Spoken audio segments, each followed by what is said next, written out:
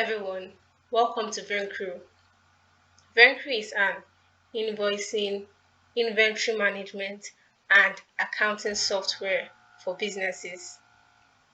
Today, I will show you how to add your product or service to your Vencru account.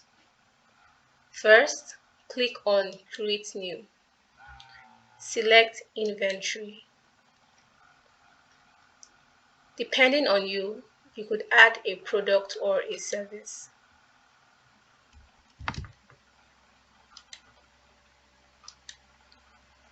Fill in the details of your product. You could also put your barcode here or scan it if your product has a barcode.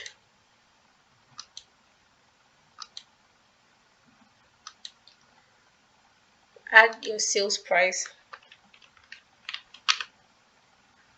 You could also add a tax and your cost price if you want to do that.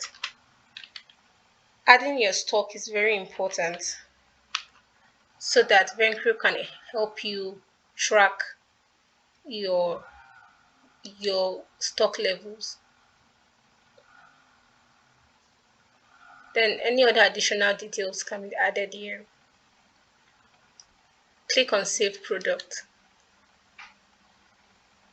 And there your item has been added successfully.